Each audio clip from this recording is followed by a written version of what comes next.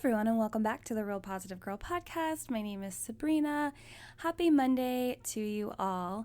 I just want to say right from the get-go, thank you so much for allowing me to have a week off to transition into my new home and to get caught up on work that I have to do because you may or may not know this, but I do work a normal job Monday through Friday, 8 to 5, and I do e-commerce marketing online, and so it was really difficult to move to a new home, and I only had 2 days off work, so one day to actually move everything, and then the next day to kind of just get the basics of my home set up while my husband was still working, because we work for the same company, and it was just a lot. It was a lot to handle, you guys, and I know that I had mentioned recently on how I don't want to take breaks. I want to be able to just produce 5 episodes every single week for as much as I can, but I did realize that I just did not have the capacity to give you the best episodes and the best content, and I didn't want to come on and just like halfway do it. I wanted to really show up for you, so I decided that taking a week off would be the best option for me, just so I can kind of get caught up, which I feel like I have. There are definitely still many things around my home that I want to get in order, but I feel like everything that I need to get through every single day, go day to day, with my family is at a good point. So again, thank you so much for still listening to old episodes, if that's what you were doing, or maybe getting caught up. I just appreciate everyone being okay with that. And so again, happy Monday. Thank you so much for tuning in to the podcast. This week, we are going to be talking about how to be supportive. And I am very, very excited about this because I know that a lot of us are going through a hard time right now. A lot of us are still dealing with the effects of, quarantine and maybe a lack of job or maybe a lack of work within our job and financial distress, emotional distress, going into the holidays. That's always a stressful time, pandemic or not. So I just thought it'd be really good to talk about how to be supportive. So if you needed to be supportive to someone else, and then in a couple weeks, we will also talk about specifically emotional support. So I don't want you to think that it's just going to be like a repeat of information. That week will be more of a deep dive into emotional support, but I am going to put a couple different topics in between there so it doesn't feel like it's so back-to-back same kind of information. So anyway, this week we're going to talk about how to be supportive. But before we jump into that, I do want to remind you and hope that you're having a fantastic day, whether your day is just beginning, in the middle, or towards the end. And if you are having a tough day, I always encourage everyone to do the 5-minute reset, which is to take at least 5 minutes to be by yourself, where you're able to reboot, restart, come back to baseline, and give yourself an opportunity to take a break and to lay down any troubles, issues, burdens that you are having that are kind of just like, feel like they're consuming you, feel like they're contributing to your stress, anxiety, just your feeling of being overwhelmed. It gives you the opportunity to take a break from that. And also, if you are experiencing problems that you're dealing with, like face-to-face with someone else, it gives you the opportunity to spend time problem solving for those issues so that you can figure them out and be able to move right along with your life. I always encourage everyone to also make a list of at least 4 things that you are grateful for, and those can be really big things, really small things, or medium-sized things. You can be grateful for it finally being fall, it being maybe like one of your favorite seasons of all time, and being able to do all the fall things, like go to the pumpkin patch, get apple cider, wear sweaters, look at the colors changing depending upon where you're living. Maybe just have a cooler climate if that's what you prefer. I understand that. But yeah, the ability to be grateful for literally anything allows you to have a never-ending list of things to be grateful for, which is absolutely fantastic. So make a list of at least 4 things, and then last but not least, before you leave your 5-minute reset, just make sure that you're feeling at least positive, if not neutral, if not positive about the rest of your day, because going through and making your short gratitude list should assist in you shifting your mindset and just changing your perspective to realize that you still have amazing things to be grateful for despite what you're going through. So I just encourage you to feel at least neutral and realize that, you might be going through really hard times, but if you decide to focus in on the good things that are happening in your life, it'll make getting through that really hard negative time so much easier. However, I do hope that you are having a fantastic day. Like I said, this week we were talking about how to be supportive, and today, Monday, we're going to talk about what does it mean to be supportive. So let's go ahead and just jump right in.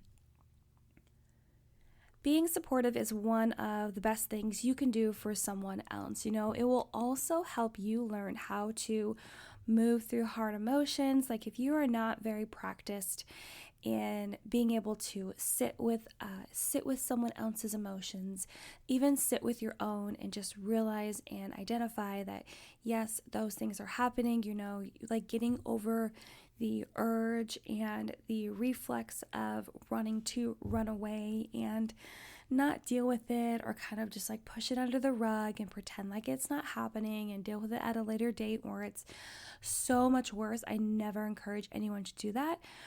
But yeah, being supportive will definitely help you be able to deal with other people's really hard things as well as handling your own. So let's talk about what it generally means to be supportive. And later in the week, we will talk about how to be supportive in different ways. We're going to talk about just how to be supportive in general, how to be supportive like when you're just want to give someone some supportive words or general word motivation, encouragement, what not to do, those kind of things. But today we're just going to do our general overview like we do at the top of the week for most topics.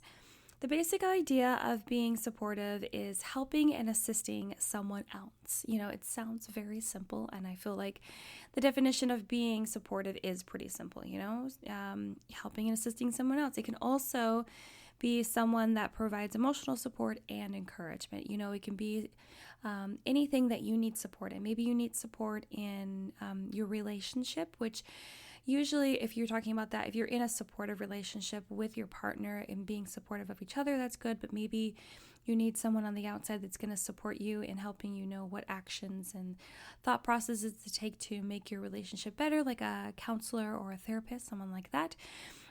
You can also have someone that's supportive of your dreams and your goals in life, and maybe helping you support you in being a better parent, or whatever it may be, or just maybe they're just a close friend, maybe they're just wanted to help you and support you in just being a better person overall, whether they're your friend, maybe they're your sibling, maybe they're your parent, whomever it is. But yeah, they can be supportive in, just helping in general, emotional support and encouragement. One of the biggest traits about someone that is supportive is their ability to accept people as they are and makes those around them feel safe and comfortable. And I would encourage you to take a moment and think about who those people in your life are, because at first you are having a hard time identifying who in your life is supportive, because maybe right now you are going through a hard time where you feel like there isn't anyone in your life that is being supportive. But if you look and take a moment and take a step back and change your perspective, you could see someone that maybe they're not doing the best job or the job that you have the expectation of them doing, but they're doing their best to try to support you. So yeah, think about that person that makes you feel comfortable and safe, that just makes people feel like you are accepted, and you find that they are very accepting of everyone that they meet and come into contact with. And I'm sure that even if that person isn't like directly supporting you, you can identify someone in your life that is like that to other people that you have observed. But yeah, that's one of the biggest traits, them just accepting people. They're just very supportive in general. That's just one of their giftings that they have. And the general characteristics of supportive people tend to be integrity, caring, and congeniality. You enjoy being around those people. They seem very caring, helping, kind, and they have integrity. You respect them. They have wisdom, and they're the kind of people that you want to actually spend your time with, and that just seem like they are beneficial to being in your life. But one important piece of being supportive is the need for also being realistic. And I wanted to make sure that I mentioned this because, we can all think of those supportive people in our life that are so helpful, that are so kind, that are always like giving us a pat on the back, that are telling us, yeah, you're doing great, keep going, you're the best, I'm here to support you and help guide you. Like, those are all great things. I'm definitely not diminishing those things. I'm not saying that they're bad by any means, but it's important to realize that a true, well-rounded, supportive person also needs to practice being realistic with whomever they are supporting.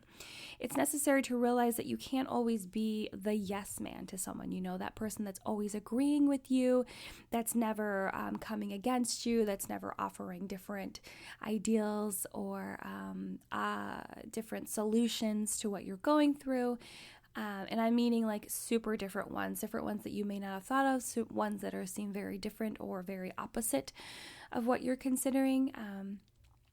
So you don't necessarily need a whole bunch of yes people in your life because they're just not. That's not going to help you grow and mature and become stronger and become your best self. You need to be supportive and helpful, but also honest and down to earth with your perspectives and your truths. You need to have the strength to tell someone if what they're doing is wrong, or if they should be doing it a different way, or if you want to share that your perspective and your thought process on this is different from what they are thinking of or what they're planning on doing, if you find that it'll be really helpful for them. And I'm not saying that you need to press it on them, that you need to force them to think that way, to do that. No, that is not what I'm saying. I'm saying that you just need to not be afraid to bring those things up so that they can maybe have a mindset shift or, take a step back and see other perspectives and make sure that they're not so honed and focused in on their thing and not realizing that they, took a step back, they could see a bigger picture and realize that they might need to make a different choice. There is nothing helpful about encouraging someone to continue on the path they're on, even if it's painful or just even if it's painful and destructive, or pushing them to make a decision that will reap regret and trouble in the future. So you don't want to be that person that's like, oh yeah, you want to like keep smoking because you were told that it's not as bad as something else that you stop doing in your life. That's good. Keep going, or you're welcome to do whatever you want, or something else that seems pretty controversial, seems very unhealthy. There's nothing helpful about that. There's nothing positive about that. That's not going to benefit anyone. And if you are afraid to truly tell someone the truth, then you might need to take a step back and take a break from that relationship, because despite whether you are going to be their person that is supportive and right beside them, maybe you're not the main person, maybe you're just a general friend that tries to be supportive when you can. You still need to be able to tell this truth. You still need to be able to be realistic. Do not shy away from these things. And if you feel that you can't because you feel like you'll be rejected by them because they've only brought you into their life, into their circle, into their friend kind of gang of people because you agree with everything, then yes, you might have to face the music of being released from that position in the group because it's fake, it's not real, and they just want you to pad their ego, not actually help them and be supportive and be a true friend. Please consider that.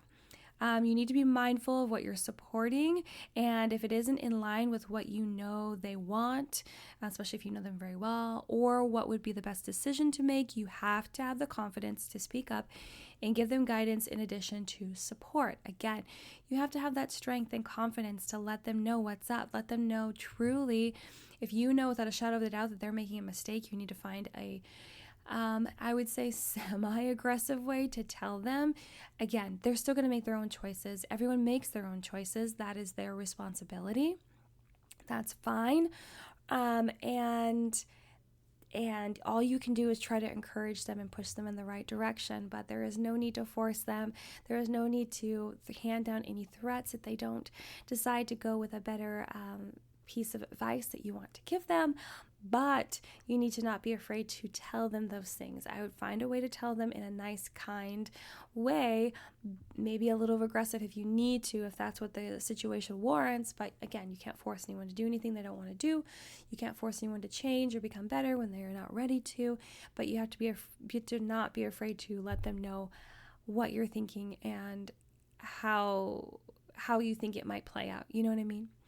And lastly, it's important to know that your support of others can be different depending on what the relationship is. You know, being supportive of your close friend will be different from supporting your spouse than supporting your sibling, right?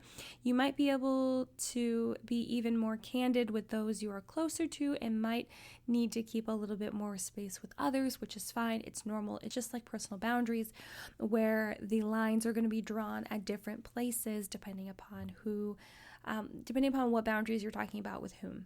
So it's important just to realize that, yes, you might be a way more supportive of someone that you're super close with. And again, you might just be a regular, you don't talk to them every day kind of friend. And you want to be supportive when you guys do get together, you guys do chat, but it's not like you're aggressively trying to be like, hey, what do you need help with? I'm here for you all the time kind of situation. So, but that's it. I think we're just going to wrap it up right there, guys. That is just a good overview on what it means to be supportive.